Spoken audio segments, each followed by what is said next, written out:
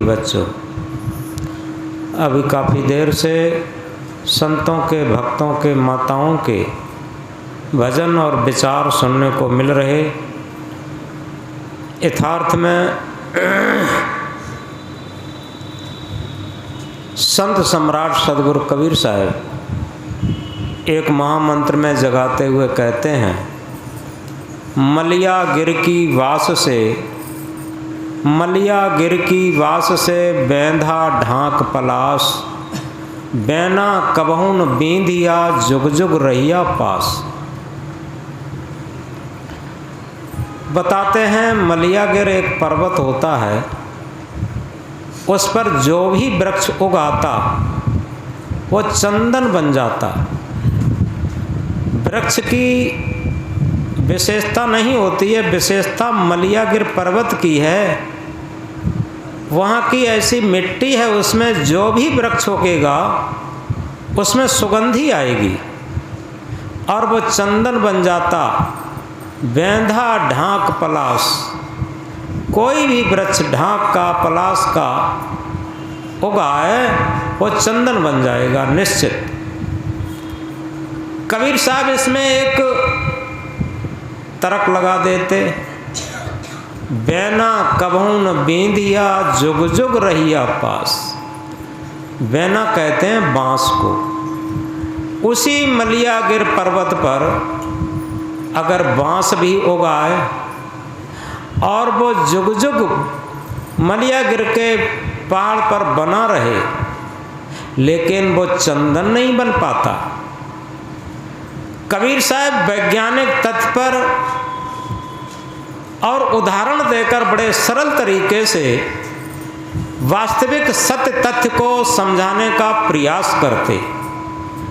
आगे इसे जब सिद्धांत में बदलते हैं तो बताते हैं, इस सत्संग रूपी मलियागिर में, ये सत्संग भी एक मलियागिर पर्वत के समान है। इसमें सरल हृदय का आदमी, निश्चल निष्कपट व्यक्ति,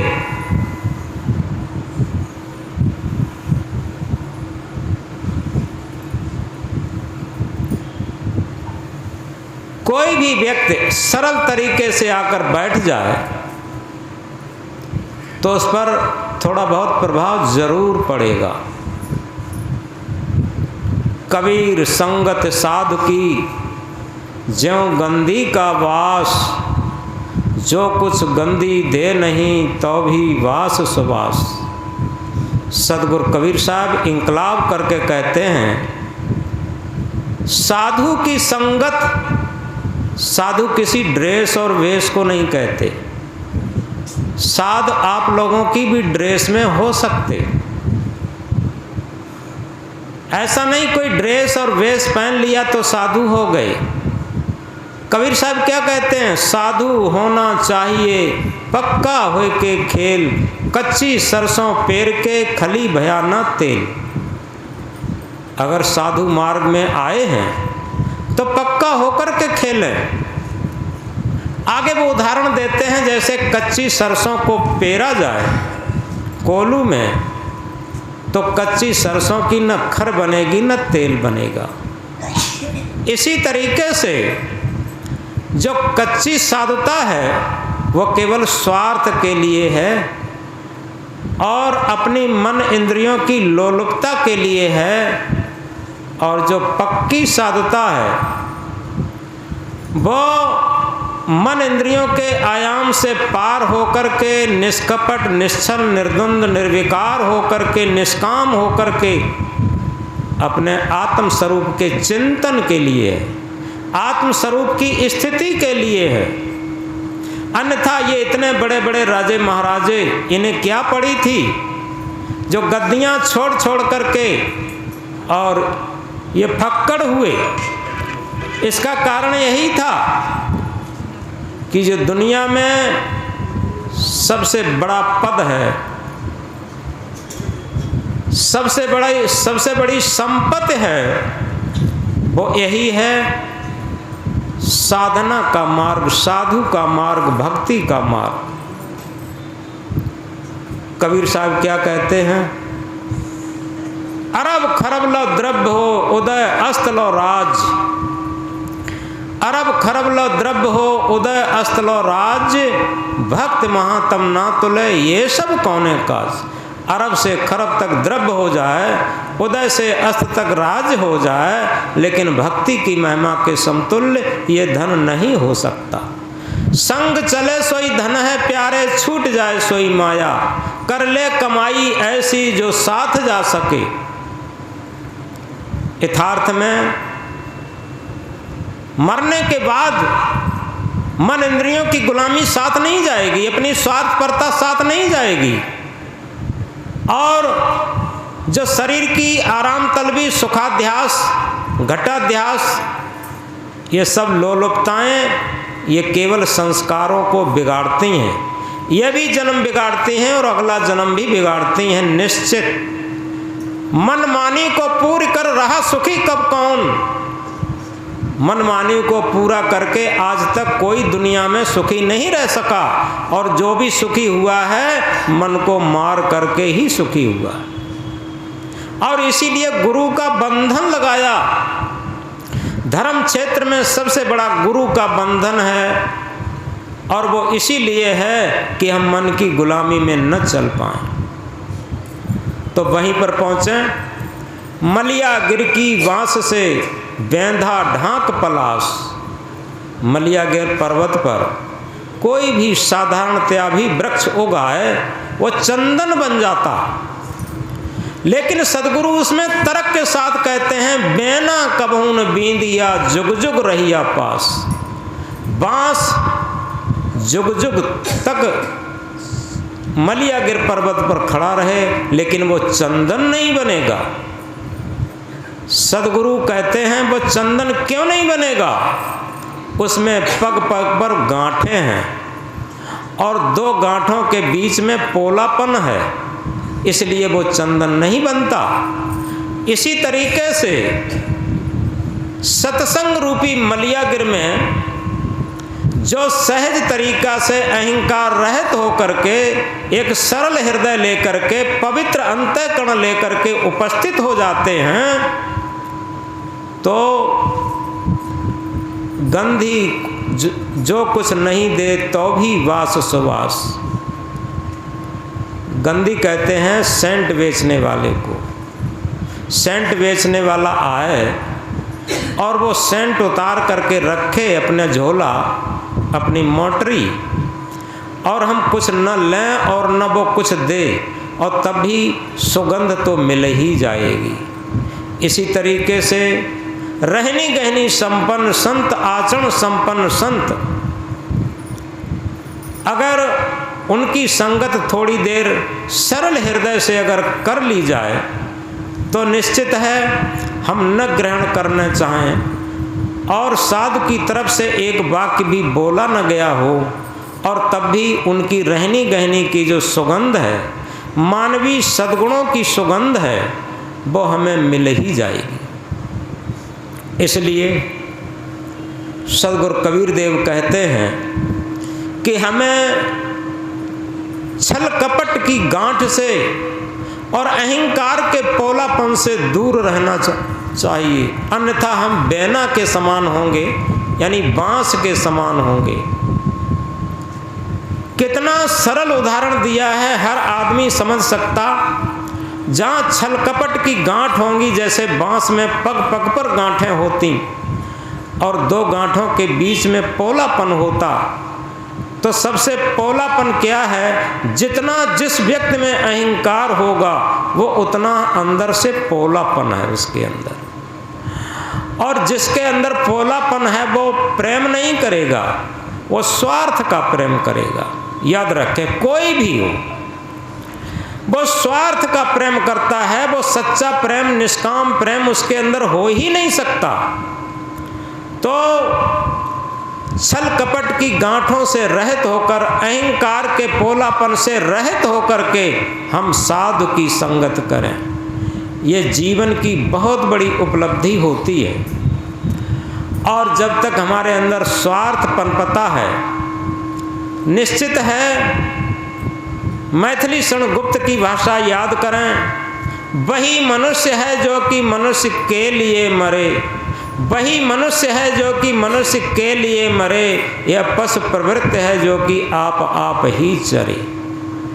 वही मनुष्य होता। मनुष्य को देखो एक बात बता दें, वेदों से लेकर, शास्त्रों से लेकर, उपनिषदों से लेकर, गीता रामायण भागवत से लेकर, कुरान बाइबल बीजक से लेकर, जितने भी ग्रंथ हैं, जितने भी महापुरुष हैं, वेदों में भी लिखा है मनुर्भव मनुर्भव मनुर्भव। जब भीष्म पितामह सरसैया पर लेटे थे तो अर्जुन ने कहा था कि आपकी स्थिति ऐसी है और हम एक प्रश्न करना चाहते थे। तो भीष्म पितामह ने कहा कहो कि दुनिया में सबसे श्रेष्ठ कौन है? ईश्वर परमात्मा देवी देवता कौन श्रेष्ठ है? तो भीष्म पितामह ने कहा था मनुष्य से बढ़कर दुनिया में कोई श्रेष्ठ नहीं। अब इतनी बात, कितनी सरल बात समझ में आती होगी, लेकिन मनुष्य उसे नहीं कहते। कबीर साहब इसकी खिलाफत कर देते। मानुष केरी खोलरी ओढ़े फिरत हैं बैल। मनुष्य का तो खोल है ऊपर से, लेकिन भीतर पशुत्व भरा है, उसे मनुष्य कैसे कह सकते? सच्चा मनुष्य उसे कहा जाएगा। मन श्रेष्ठ प्राणी को मनुष्य कहते हैं। जिसका मन श्रेष्ठ है, निर्मल है, पवित्र है, निष्काम है, निर्दोष है, ऐसा व्यक्ति मनुष्य हो सकता। यानी जिस व्यक्ति के अंदर, जिस मानव के अंदर जिसने जितने परसेंटेज में मानवता है, उतने ही परसेंटेज में वो मनुष्य कहलाने का अधिकारी है। इसी बीच एक बात याद आ गई। एक संत थे और ऐसे ही जेठ की तपती दोपहरी में, बैसाख की तपती दोपहरी में वो लालटेन लिए एक बाजार के चौराहे पर घूम रहे थे। लालटेन प्रज्वलित लालटेन थी, जल रही थी। अब लालटेन हो, दोपहरी हो और जल रही हो, तो चौराहे पर घूम रहे हो लालटेन लेकर के, तो लोगों को बड़ा आश्चर्य लगा। लोगों को लगता है ये महात्मा क्रैक माइंड हो गया। क्योंकि अगर क्रैक माइंड न होता तो दोपहरी में लालटेन की क्या जरूरत थी?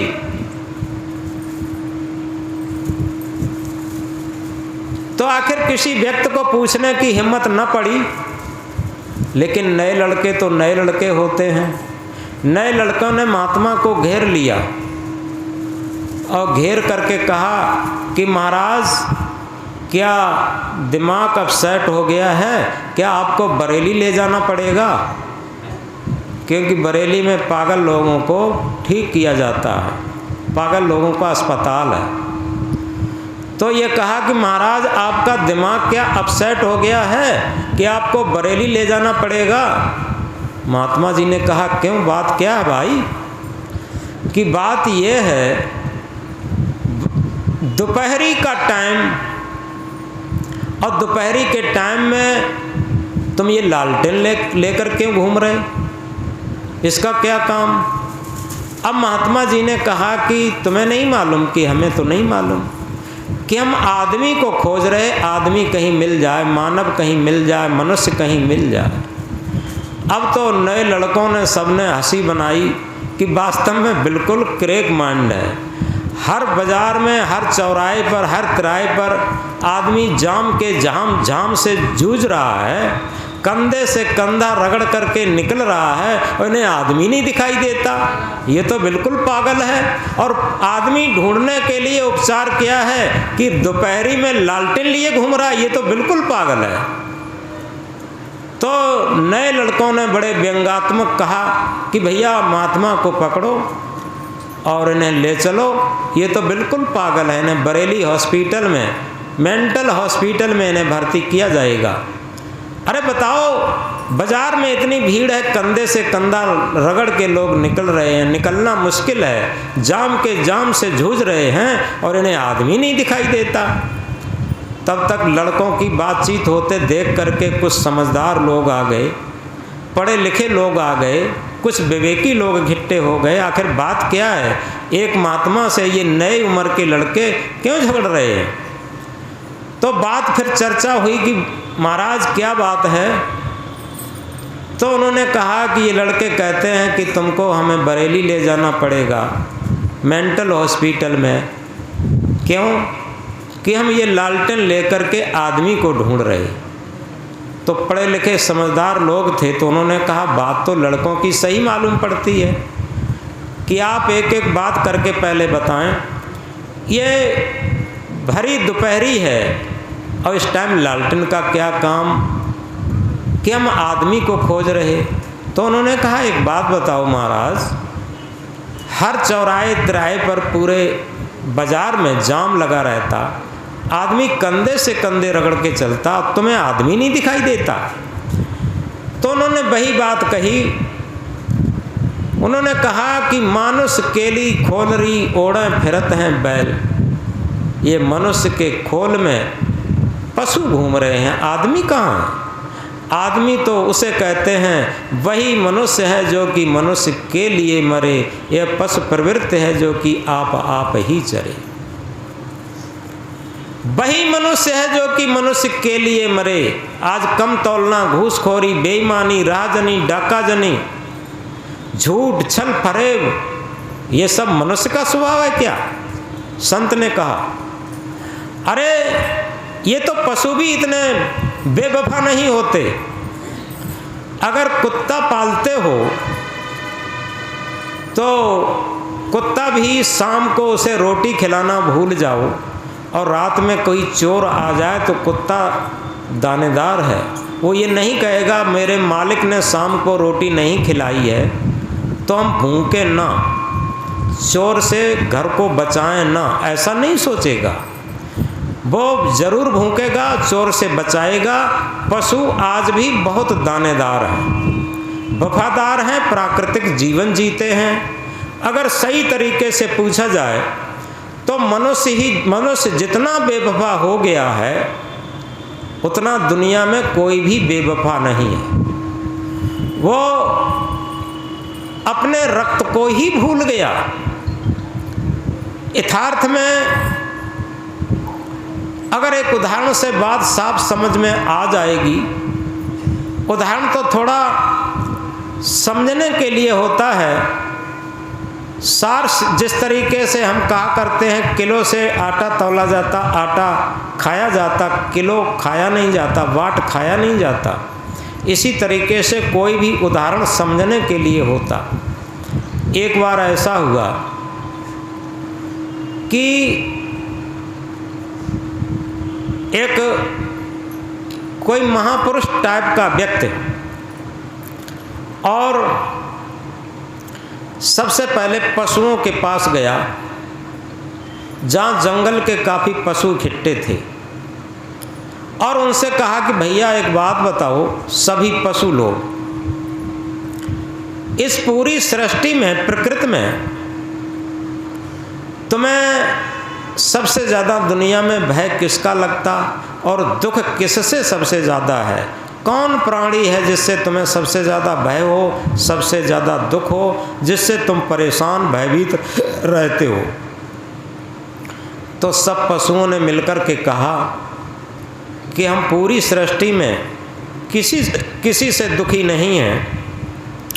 अगर सृष्टि से मानव को निकाल लिया जाए तो हम लोग पूरे के पूरे सुखी हो जाएंगे, क्योंकि मानव ने हम पशुओं को मार मार करके, खा खा करके कई प्रजातियां बिल्कुल ख़त्म कर दी और रह गई हैं। कितने भी खूंखार हों, शेर, चीते, भेड़िया, इनको उठा उठा करके चिड़ियाघर में बंद कर दिया, हाथी, सारी चीज़ें। तो सारी सृष्टि से अगर आदमी को निकाल लिया जाए तो हम लोग बहुत सुखी हो जाएंगे, पूरी प्रकृति बहुत सुखी हो जाएगी। अब वो व्यक्ति, वो महापुरुष टाइप का व्यक्ति पशुओं के बाद जलचर जीवों के पास पहुंचा, जल में रहने वाले प्राणियों के पास, मछली वगैरह इनके पास जब पहुंचा, कहा कि भाई एक बात बताओ, आप लोग तो जल में निवास करते हो और आप लोगों को इस पूरी सृष्टि में किसी प्राणी से कोई दुख हो तो बताओ। मछलियों ने कहा कि भैया हम लोग बहुत दुखी हैं, बहुत दुखी हैं, तो केवल मनुष्य से दुखी हैं। अगर पूरी सृष्टि से मनुष्य को निकाल लिया जाए तो निश्चित है हम लोग स्वच्छंद विचरण करेंगे जल में, हमें कोई चिंता नहीं। वो जाल टपार पता नहीं क्या क्या व्यवस्था लेकर के आता है और हम सबको मार के और मार्केट में बेच के सब हजम कर जाते हैं। इसके बाद वो मनुष्य पक्षियों से पहुंचा, सब पक्षियों के झुंड से पूछा कि भैया एक बात बताओ, पूरी सृष्टि में तुम्हें किससे परेशानी है, किससे दुख है? सारे पक्षी मिलकर के कहे कि भैया हमें केवल दुख है तो केवल आदमी से दुख है और किसी से नहीं। पूरी सृष्टि से अगर आदमी को निकाल लिया जाए तो हम लोग परम सुखी, परम संतुष्ट हो जाएंगे और आकाश में स्वच्छंद विचरण करेंगे। आदमी ने तो हम पक्षियों की कई प्रजातियां बिल्कुल ख़त्म कर दी और ऐसे ऐसे केमिकल चलाए, तमाम पक्षी मर जाते हैं और तमाम पक्षी यहाँ से चले जाते हैं, रह ही नहीं पाते किसी तरीके से। तो इसके बाद वो महापुरुष टाइप का व्यक्ति मनुष्य के पास पहुँचा, जहाँ काफ़ी मनुष्यों का समूह इकट्ठा था, और मनुष्यों के पास जाकर के पूछा कि भैया सब लोग मनुष्य हो, एक बात बताओ, और तुम्हें तो सृष्टि का सिरमौर प्राणी कहा है और शास्त्रों में तो कहा कि बड़े भाग्य मानुष तन पावा, सुर दुर्लभ सदग्रंथन गावा, तुम तो देवताओं को भी दुर्लभ हो। लेकिन बताओ इस सृष्टि में तुम्हें कोई परेशानी है, कोई कठिनाई है किसी से? अगर किसी से कोई कठिनाई है, परेशानी हो तो बताओ। तो वो महापुरुष व्यक्ति ने जब पूछा तो मनुष्य ने कहा कि आप अगर पूछना ही चाहते हैं, आप महापुरुष हैं, तो हम बताते हैं कि अगर सृष्टि से हमें सबसे बड़ा दुख है तो मनुष्य से है। शाम होते होते, अंधेरा होते होते अगर हम बाज़ार से निकल रहे होते तो हमें कोई पशु मिल जाए, पक्षी मिल जाए, जानवर मिल जाए, कोई डर नहीं। लेकिन एक आदमी रात में दिखाई दे जाए तो रोंगटे खड़े हो जाते हैं, भयभीत हो जाते हैं, वो बंदूक लेकर आएगा, सब छीन लेगा। दुकान पर एक लाला तिलक लगा के बैठता है और कहता है कि जब कोई उस पर लिखा होता है दुकान मेरी मंदिर है, ग्राहक मेरा एक देवता है, और जब कोई ग्राहक दुकानदार के पास पहुंचता है तो ग्राहक कहता है लाला जय श्री राम, तो लाला बोलता है जय श्री राम, लेकिन तौलने को जब बैठता है तो 1 किलो की 900 ग्राम। अब बताओ सबसे बड़ी बात यह है कि हम कहाँ जाएं? धर्म क्षेत्र में जाते हैं तो इतना अंधविश्वास, इतना पाखंड कि हम तुम्हारे पाप काट देंगे, हम तुम्हारे ये कर देंगे और तुम्हें लड़का दे देंगे, ये कर देंगे, नौकरी दिलवा देंगे, पता नहीं क्या क्या अंधविश्वास फैला करके हमको ठगते रहते। तो किसी क्षेत्र में जाएं, मनुष्य जहाँ भी है वहाँ केवल ठगने का काम करता और शोषण करता। आज मनुष्य से ऐसा डर लगता है कि वास्तव में कि पहले ज़माने में जब लोग कम पढ़े लिखे थे तो कोई डर नहीं था, कोई भय नहीं था, रास्ते चलते मिल जाते थे तो रास्ते रास्ते चलते चलते उनमें इतनी मित्रता हो जाती थी आज की रिश्तेदारी से ज़्यादा। और आज चलते चलते रास्ते में कोई मिल जाता है तो भय लगता कि ऐसा नहीं तो ये गलत आदमी हो, हमें ठग ले, डर लगता। पहले कोई अपरिचित आदमी मिल जाता था तो क्या कहते थे, अतिथि देवो भव, अपने घर में ठहरा लेते थे और कहते थे अतिथि देवता के समान है। और आज सच बात पूछा जाए कि अगर कोई भी अपरिचित आदमी है उसे ठहराना नहीं चाहते, कोई भी व्यक्ति ठहराना नहीं। अपरिचित छोड़ दीजिए, हमने देखा है कोई छोटा भाई गांव देहात में रहता है और गरीब है, बड़ा भाई शहर में आकर के रईस हो गया, अगर छोटा भाई उसके यहाँ आता है तो वो क्या कहता है कि देखो काम कर लो जो जल्दी करना हो, और आज हमें टाइम नहीं है, हम मिल नहीं पाएंगे, हमें कहीं जाना है। और कोई उसका मिलने वाला बड़ा आदमी आ जाए तो उसके पास टाइम ही टाइम है। तो इस तरीके से एक एक उदाहरण करके देखा जाए कहीं भी तो मनुष्य ही मनुष्य से दुखी है। आज एटम बम, परमाणु बम, हाइड्रोजन बम और बड़े बड़े महाशक्ति देश जिन्होंने ऐसे ऐसे हथियार बना के तैयार किए हैं, कोई कहता कि हम 10 मिनट में पूरी पृथ्वी ख़त्म कर देंगे, तो कोई कहता 5 मिनट में कर देंगे। अब बताओ जो पूरी पृथ्वी को ख़त्म करने का ऐलान किए हैं वो कौन है? ऐसा सबसे बड़ा शैतान कौन है दुनिया में? वो मनुष्य ही तो है, क्योंकि सारे प्राणियों को ख़त्म करना चाहता। तो इस प्रकार अब बताओ इस मनुष्य को मनुष्य कहा जाए कैसे हो सकता? मनुष्य तो वही हो सकता, रामायण की चौपाई क्या कहती है? परहित सरिस धर्म नहीं भाई, परहित सरिस धर्म नहीं भाई, पर पीड़ा सम नहीं अदमाई। किसी तरीके से छल से, कपट से, धोखा से, झूठ से, फरेब से हम किसी को ठगते हैं, तो बताओ ये मानवता कैसे हो सकती? ये मनुष्यता कैसे हो सकती? ये ह्यूमैनिटी कैसे हो सकती? तो इसलिए सबसे बड़ी बात ये है कि जो हम कह रहे थे कि इस सृष्टि में पूरी सृष्टि तृप्त दुखी है मनुष्य से, और मनुष्य भी दुखी है मनुष्य से। अब सबसे बड़ी बात यहाँ पर निकल के आई, और इसी मनुष्य के अंदर मानवता आ जाए, ह्यूमैनिटी आ जाए, मनुष्यता आ जाए, तो दुनिया में मनुष्य से बड़ा कोई भी देवता नहीं, मनुष्य से बड़ा कोई भगवान नहीं। और तभी हम एक लाइन दोहराया करते हैं कभी कभी, क्यों? वो कहते हैं कि संकल्प हो हमारा इंसान हम बनेंगे।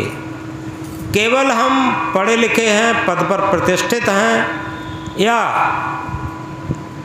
या हम भक्त हैं, या संत हैं, कुछ भी हैं, डॉक्टर हैं, मास्टर हैं, वकील हैं, कलेक्टर हैं, क्या हैं, ये सब होने से पहले हम अपने अंदर एक प्रश्न चिन्ह लगाएं, क्या हम वास्तव में मनुष्य हैं? अगर हम वास्तव में मनुष्य हैं तो ये सब होना बहुत अच्छी बात है। और अगर मनुष्य होकर के जी नहीं पाते, सबसे बड़ी चीज़ ये है, जिसे कबीर साहब ने अपनी भाषा में कहा, कबीर जब हम पैदा हुए जगत हंसा हम रोए, ऐसी करनी कर चलो हम हंसें जग रोए। बच्चा जब जन्म लेता है तो समाज खुशी मनाता, ढोल बजाता, लेकिन बच्चा रोता। मनुष्य का ही एक ऐसा बच्चा है जो रोते रोते जन्म लेता और शिकायत करते करते जीवन व्यतीत करता और पश्चाताप के टप टप आंसू गिराते हुए चला जाता। मनुष्य के अलावा कोई भी पशु, कोई भी पक्षी रोते रोते जन्म नहीं लेता, शिकायत करते करते जीवन नहीं व्यतीत करता और पश्चाताप के टप टप आंसू गिराते हुए नहीं जाता। जिसे सृष्टि का सिरमौर प्राणी कहते हैं, बड़े भाग्य मानुष तन पावा कहते हैं, वही मनुष्य रोते रोते जन्म लेता, शिकायत करते करते जीवन व्यतीत करता और पश्चाताप के बड़े बड़े आंसू रोते हुए चला जाता। ये मनुष्य की जीवन की कहानी रहती। तो इसलिए इन सब के मूल में क्या है? हमारे पास कितना धन है, कितना पद है, कितनी प्रतिष्ठा है, कितने लोग हमें सम्मान देते हैं, कितने लोग पैर छूते हैं, ये बहुत मूल्य की बातें नहीं है। बड़ा बनना, गुरु बनना, सरल विद्वान भी बनना, बड़ा बनना, गुरु बनना, सरल विद्वान भी बनना, मगर मन की कुचालें जो न जल्दी जीती जाती हैं। मन की जो कुचालें हैं, अगर उनको हमने नहीं जीत पाया, उनको हमने नहीं हटा पाया, तो निश्चित हमने कुछ नहीं कर पाया। एक बात और बता दें इसी बीच, बड़ी महत्वपूर्ण है। हम लोग भीड़ तंत्र पर बहुत विश्वास करते, जिधर भीड़ होगी उधर ही मन का आकर्षण होगा। कैसे? अभी किसी दुकान पर बहुत भीड़ हो तो दूर से लोग क्या समझते हैं, इस दुकान पर बहुत भीड़ है, इसी पर सौदा सही मिलती है, इसीलिए लोग जाते हैं। और किसी दुकान पर दुकानदार अकेला बैठा हो तो लोग उस पर साथ जाएंगे नहीं, ये सोचेंगे कि अगर इसकी अच्छी सौदा होती, सही सौदा देता, तो इस पर लोग जाते नहीं। भीड़ का इसी तरीके से वो तो दुकान की बात है, धर्म क्षेत्र की भी वही बात है। जिस सत्संग में, जिस कथा में, जिस भागवत में, जिस तीर्थ में, जिस व्रत में, जिस मंदिर में, जिस मस्जिद में, जिस गिरजाघर में, जिस पूजा पाठ में, जिस यज्ञ हवन में, जिस देवी देवता के पास ज़्यादा भीड़ जाती है, वहाँ भीड़ को देख करके भीड़ जाती, लेकिन ये भीड़ सच नहीं होती। एक बार इसका प्रयोग अकबर और बीरबल ने किया था, छोटी सी बात से समझेंगे। एक बार बहुत भीड़ जा रही थी अकबर सम्राट के गेट से, सड़क से हो करके, तो अकबर सम्राट ने पूछ लिया बीरबल से कि बीरबल, आज कौन सा पर्व है, कौन सा त्यौहार है, पूरा रोड खचाखच भरा हुआ जा रहा है, ये लोग सब कहाँ जा रहे हैं? तो बीरबल ने कहा, सरकार, दुनिया लकीर की फ़कीर है, अंधी भेड़ी है, इसे क्या कहा जाए? अकबर सम्राट ने कहा, बीरबल, तुम्हारी ये भाषा हमारी समझ में नहीं आई। लकीर का फ़कीर और अंधी भेड़ी किसे कहते हैं, मेरी समझ में कुछ आई नहीं बात। हमें तो जब प्रयोग करके समझाओगे तब हम समझ पाएंगे। बीरबल ने कहा, सरकार, इसके प्रयोग के लिए तो कुछ पैसा भी खर्च होगा और कुछ समय भी खर्च होगा। तो अकबर ने कहा, चिंता क्यों करते, जितना पैसा खर्च हो खजाने में से निकाल लो, जितना समय लगे छुट्टी चढ़ा दो रजिस्टर पर, जाओ और लेकिन प्रयोग करके दिखाओ हमें। बीरबल क्या करते हैं, करीब 20 दिन की छुट्टी चढ़ाई, 1000 रुपया कोष से निकाला और घर पे गए। शाम को जो 1000 रुपया निकाला था उसमें से 500 रुपया लेकर के एक मोची के पास पहुँचे।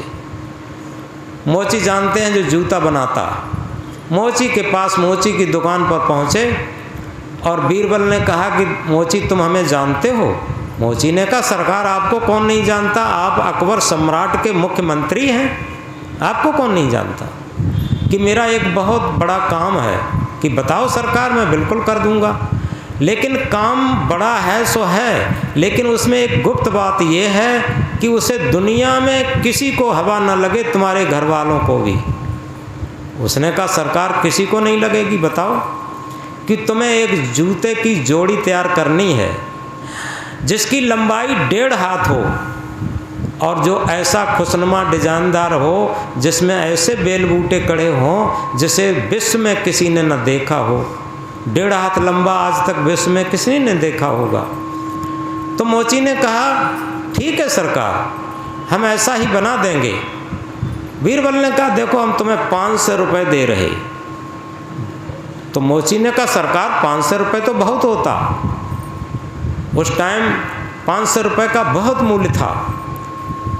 तो बीरबल ने कहा, कोई बात नहीं, मैं तुम्हें 500 रुपया दे रहा, तुम्हारी जितनी शक्ति है उतना अच्छा जूता बनाओ और इसकी लंबाई 1.5 हाथ हो और किसी को हवा ना लगे, इसलिए हम तुम्हें 500 रुपये दे रहे। बीरबल ने क्या काम किया, उसमें दुकान पर नहीं आया, वो घर पे ही कुंडी लगा करके जूता बनाता रहा।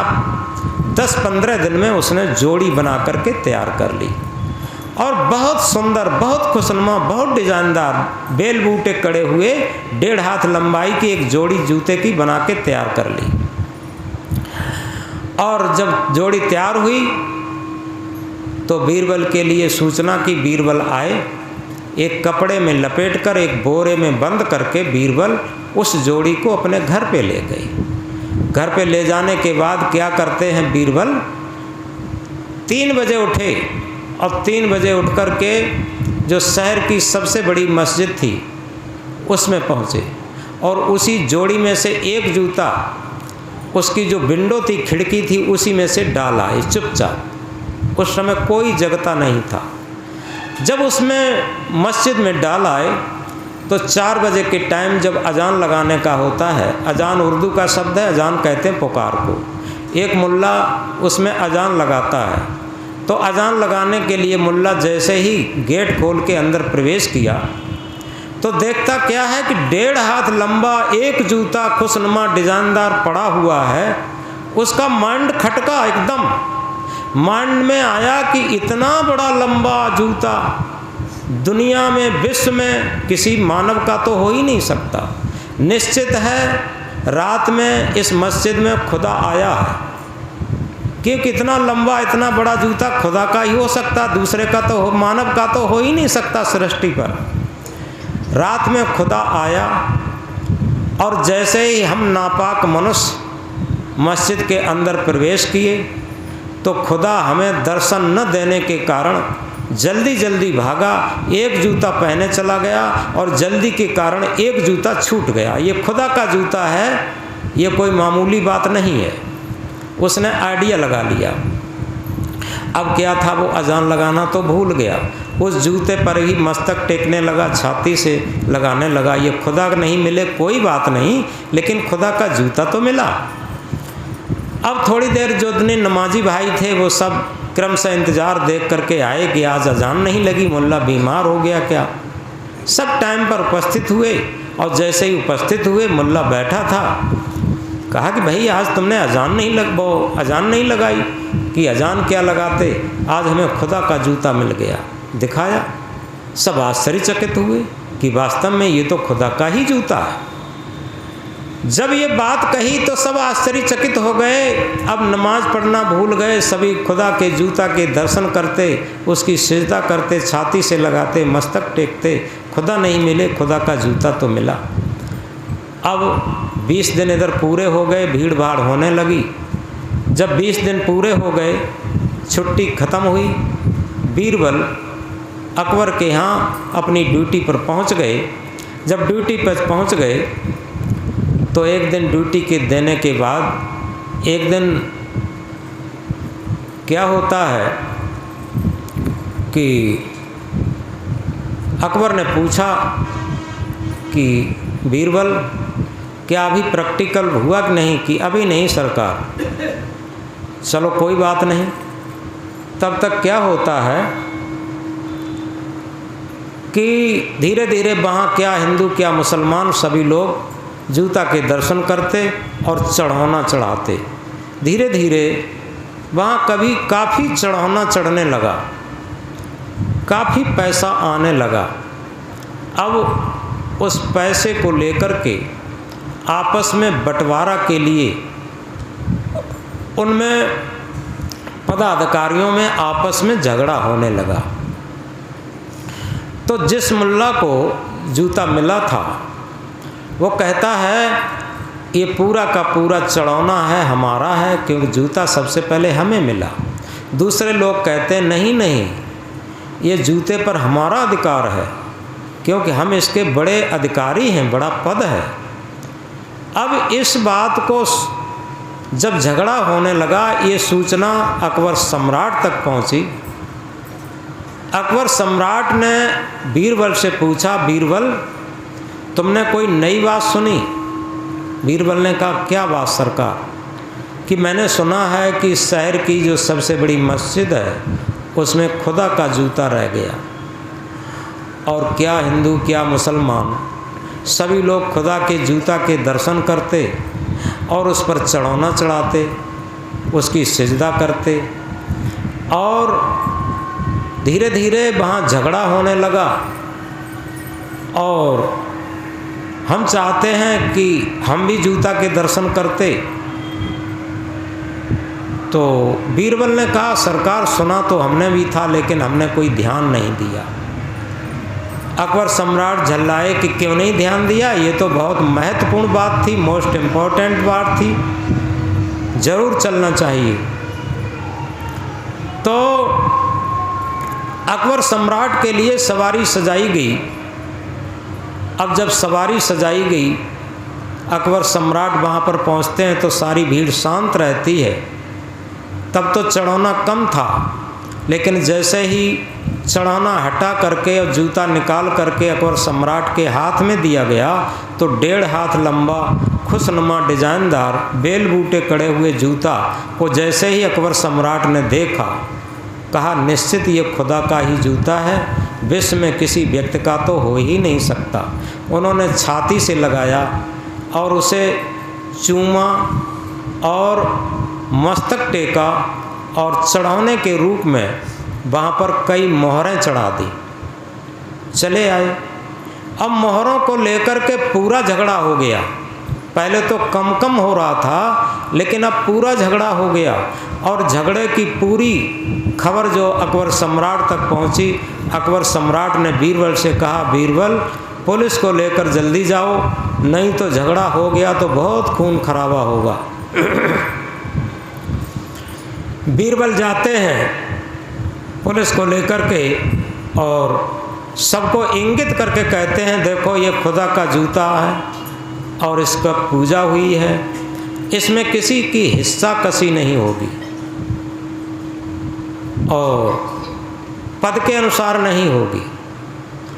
ये जूता पर चढ़ा हुआ चढ़ाना सारी रकम उसे मिलेगी जिसने खुदा की 5 बार इबादत 5 बार नमाज नियम से पढ़ी होगी और पढ़ कर के खुदा को खुश हो करके खुदा को खुश करके और खुदा से इस जोड़ी का दूसरा जूता मांग लेगा, जिसे दूसरा जूता मिल जाएगा उसी की सारी रकम होगी, ये कहा। अब ये निर्णय भी सबकी समझ में आ गया।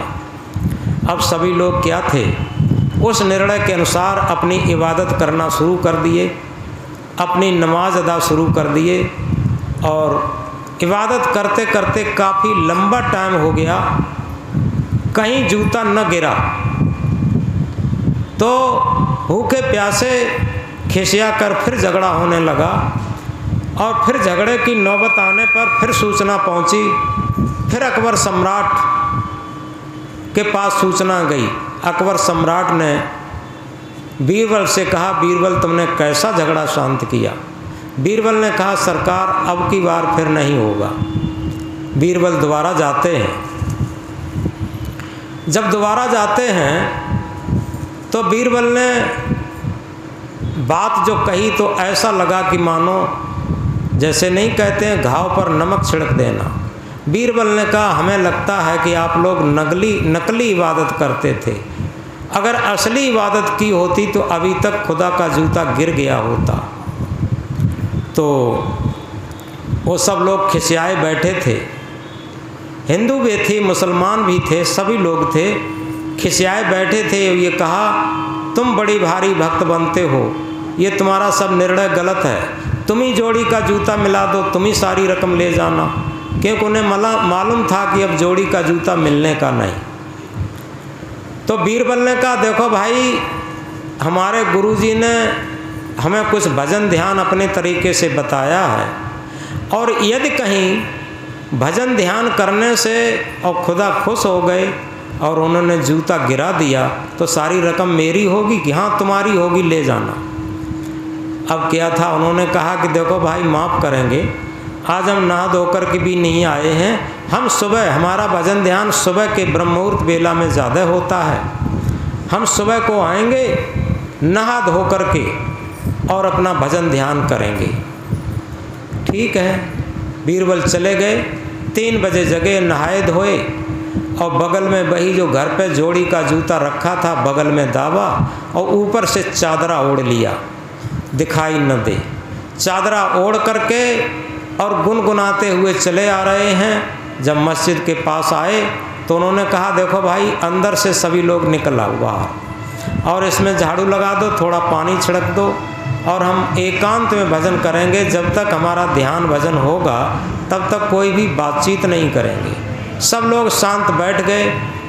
बीरबल ने 20-25 मिनट भजन ध्यान किया होगा और एकदम शरीर में झटका लगा, बगल से वही जूता निकल पड़ा जो दाब के ले गए थे और एकदम उठा के कहा, देखो खुदा खुश हो गया और जोड़ी का जूता गिरा दिया। तो सभी ने देखा उस जूते से लंबाई नापी, डिजाइन नापी, बिल्कुल एक तार थे। तो कहा कि वास्तव में इस बीरबल के भजन ध्यान पर खुदा खुश होकर के दूसरा जूता गिरा दिया और हम लोगों की इबादत पर खुश नहीं हो सका। शर्त के अनुसार बीरबल सारी रकम ले गए और 50% रकम बैंक में जमा कर दी, 50% रकम गरीब जनता में परमार्थ के लिए बांट दी, गरीबों में। अब अकबर सम्राट के यहाँ अपनी ड्यूटी देने लगे। जब अकबर सम्राट के यहाँ ड्यूटी देने लगे तो अकबर सम्राट ने कहा कि बीरबल अब तो बहुत टाइम हो गया, वो लकीर का फ़कीर और अंधी भेड़ी का प्रैक्टिकल कब दिखाओगे?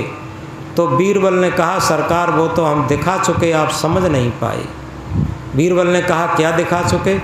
तब उन्होंने एक तरफ से सारी बात बताई कि इस तरीके से हमने 500 रुपये देकर के एक मोची से एक जूते की जोड़ी बनवाई थी, 1.5 हाथ लंबाई की, खुशनुमा डिजाइनदार। उसी में से एक जूता हम मस्जिद में डाल आए थे और उसे क्या हिंदू क्या मुसलमान सभी लोगों ने खुदा का जूता समझ करके मस्तक टेका, सजदा की, चढ़ाना चढ़ाया और बड़ी भीड़ भाड़ के साथ। और यहाँ तक आप अकबर सम्राट होते हुए भी आपने भी उस जूते को चूमा चाटा और उस पर मस्तक टेका और उस पर चढ़ाना चढ़ाया।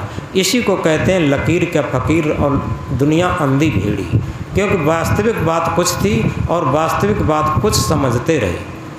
तो इसलिए सार बात यह है, चाहे हम किसी भी क्षेत्र में हों, हम अगर अपने अंदर मानवता को धारण करेंगे, क्योंकि धर्म धारण करने की चीज़ है, धर्म थोपा नहीं जा सकता। धारण करे तो धर्म है, नहीं तो थोथी बात। धारण करे तो धर्म है, नहीं तो थोथी बात। सूरज हो गए तो दिवस है, नहीं तो काली रात। हमने धारण कर लिया तो धर्म हो गया, अन्यथा झूठी बात। हम कितना भी सत्संग की बातें कहते रहें, कितना भी भजन संकीर्तन कहते रहें, जब तक अपने अंदर धारण नहीं करेंगे तब तक कोई सफलता नहीं मिलेगी। तो इसलिए सबसे बड़ी बात यह है कि हम अपने जीवन में परिवर्तन लाएं, और जब हमारे जीवन में परिवर्तन आएगा तो निश्चित है हमारे अंदर मानवता आएगी, धर्म आएगा, भक्ति आएगी और शांति आएगी, ये सब आएंगे। और वो इसीलिए नहीं होता कि हम धार्मिक तो बन जाते हैं लेकिन धार्मिकता को अपनाते नहीं हैं। हम भक्त तो बन जाते हैं लेकिन भक्ति को धारण नहीं करते।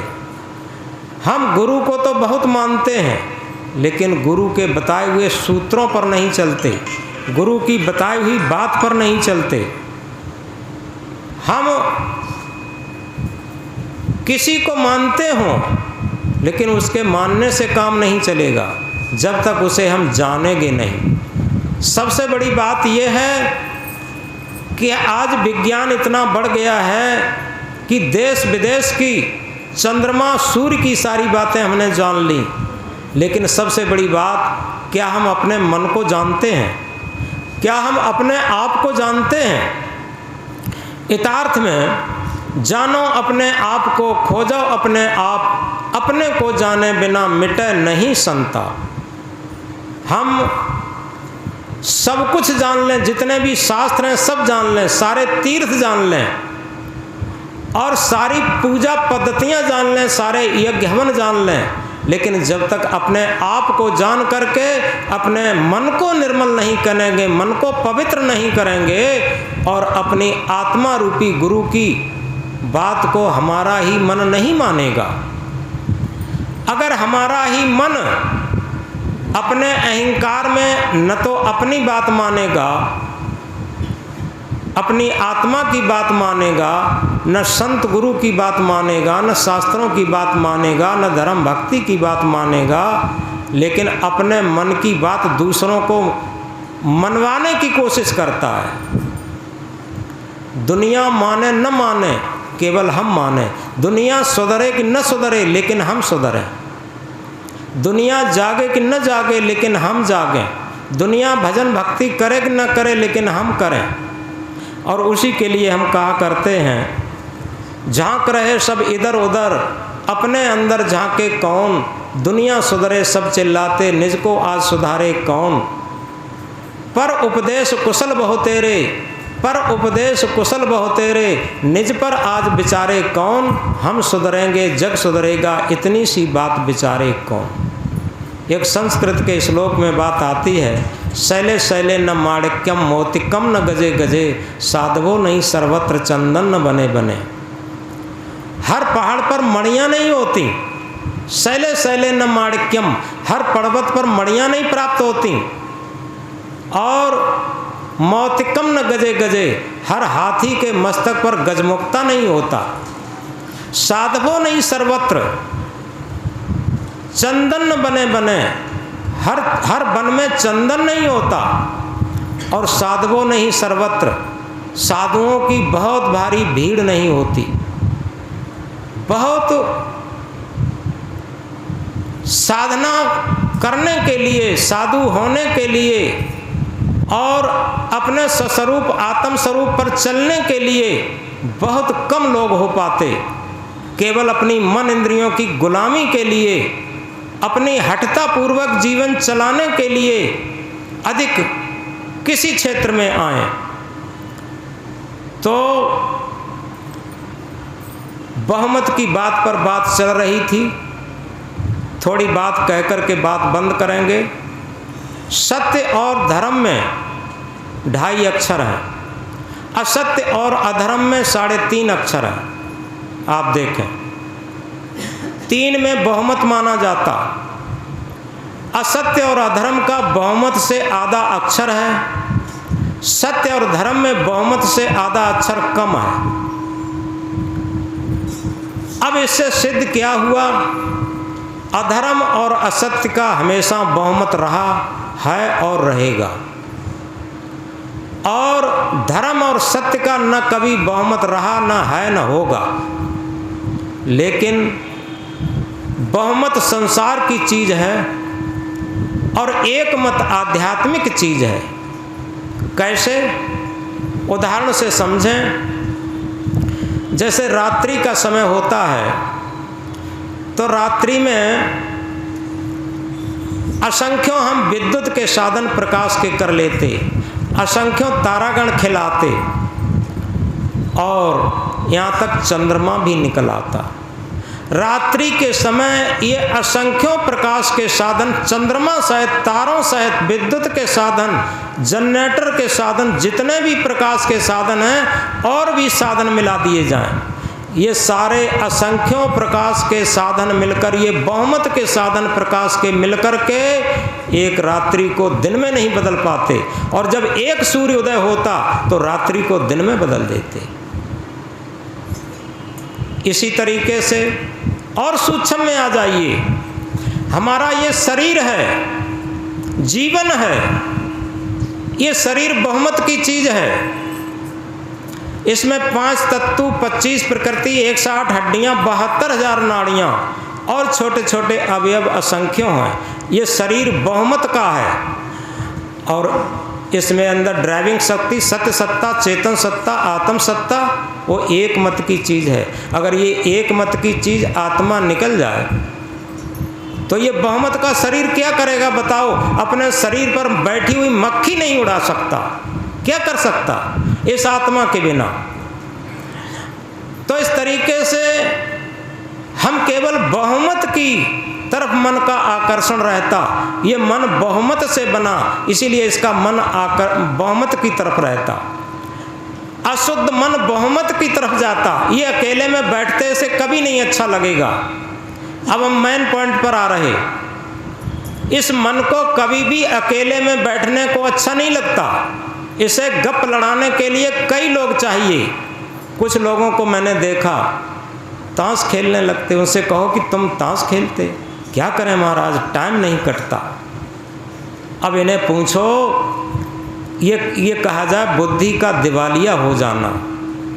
लोगों के पास टाइम नहीं, वो कहते टाइम कटता नहीं। अरे टाइम तो उसे एडजस्ट करना नहीं जानते। अगर हम टाइम का सदुपयोग करना जानते हैं तो एक एक क्षण बहुत अमूल्य है। हम सदग्रंथ अध्ययन करें, हम अपने बच्चों को, विद्यार्थियों को पढ़ाएं, घर की सफाई स्वच्छता करें और ऐसे कुछ कार्य करें जिससे कि कुछ परमार्थ के काम हो। हमारे पास धन की कमी नहीं है। यहाँ पर एक दिन सज्जन आ गए थे, वो किसी पद से रिटायर होकर के आए थे।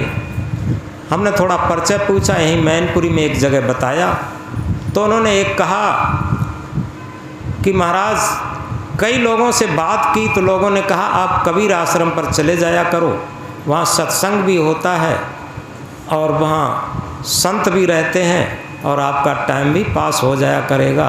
तो हमने सोचा यहाँ आ जाया करेंगे तो टाइम पास होता रहेगा। तो पहले हमने कुछ नहीं कहा क्योंकि नए आदमी थे।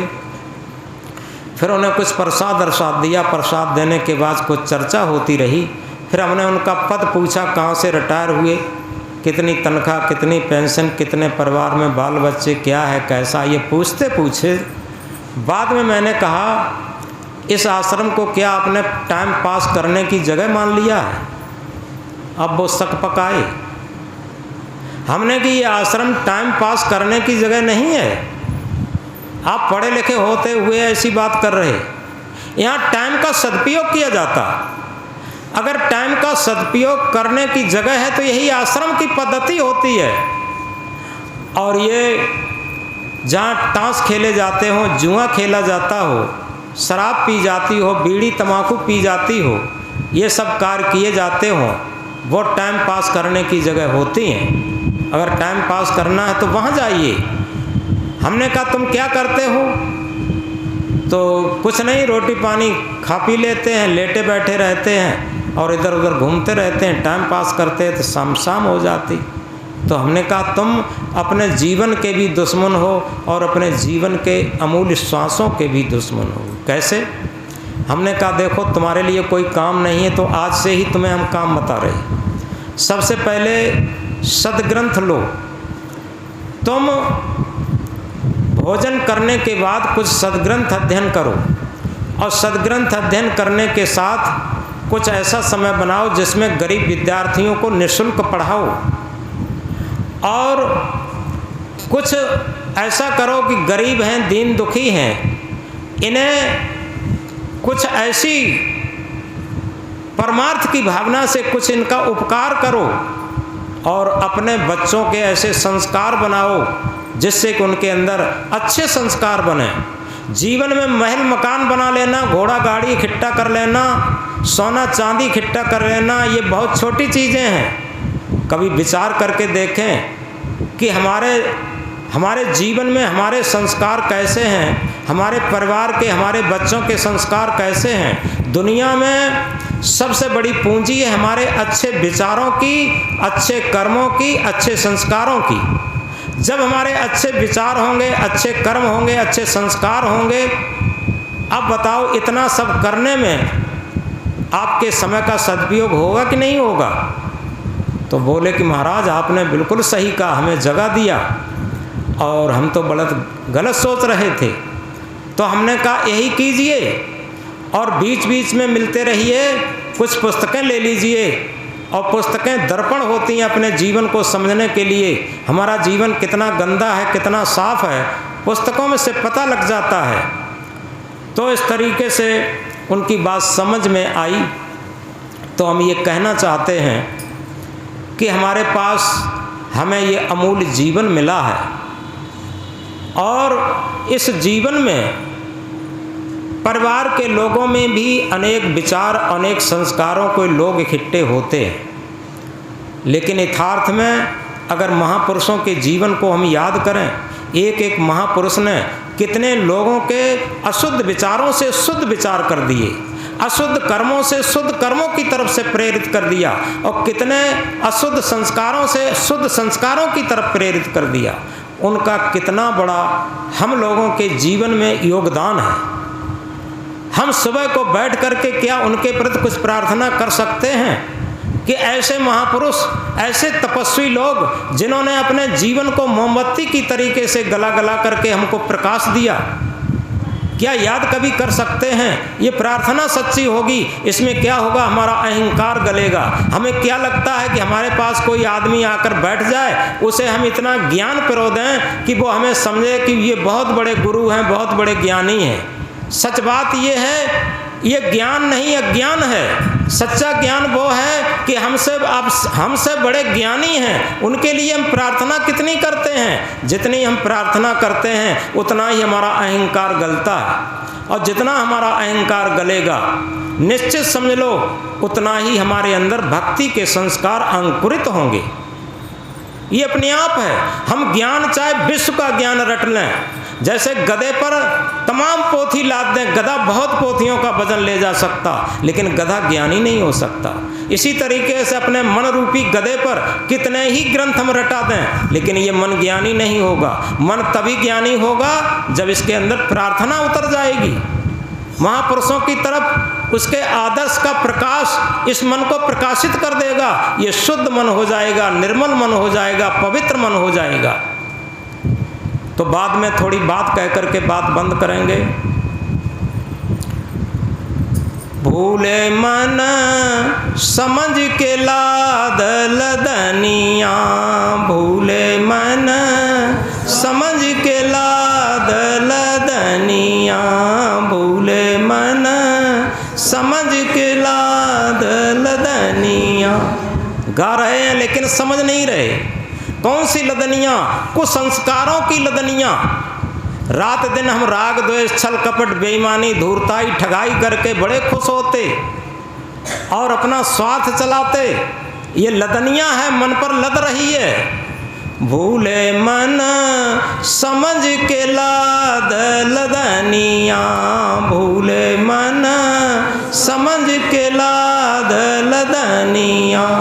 थोड़ा लाद बहुत मत लादे, थोड़ा लाद बहुत मत लादे, टूट जाय गर्दनिया।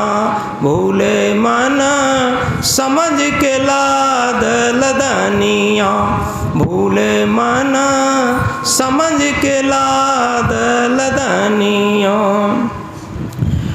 भूख होए तो भोजन करी ले, भूख होए तो भोजन करी ले, आगे हाट न बनिया। भूले मन समझ के लाद लदनिया, भूले मन समझ के लाद लदनिया। प्यासो होए तो पानी पी ले, प्यासो होए तो पानी पी ले, आगे देश निपनिया। भूले मन समझ के लाद लदनिया, भूले मन समझ के लाद लदनिया। कहत कबीर सुनो भई साधो, कहत कबीर सुनो भई साधो, काल के हाथ कमनिया। भूले मन समझ के लाद लदनिया, भूले मन समझ के लाद लदनिया। यथार्थ में इस लाइन को अगर अपने हृदय पटल पर अंकित करके सुबह को रोज दोहराएं, ऐ भूले मन तू अपने ऊपर कुसंस्कारों की लदनियाँ कितनी लादेगा, छल कपट की लदनियाँ कितनी लादेगा, आखिर कब तक लादेगा। अगर इस बात को अगर हम समझ लें तो हमारा भजन भक्ति शुरू हो गया। और इसीलिए एक बहुत सुंदर महामंत्र, उसे याद अगर कर लें तो हमारा जीवन कृतार्थ हो सकता। क्या है? चतुराई चौपट करे, चतुराई चौपट करे, अहंकारी गोता खाए, सीधा साधा सरल जीवन ता आत्म पद दर्शाए। जो सीधा साधा सहज जीवन होता वो आत्मा के तल पर ही जीवन जीता, और जो चतुराई में चलता है वो चौपट होता एक दिन, और अहंकारी ज्ञानी गोता खाता है निश्चित।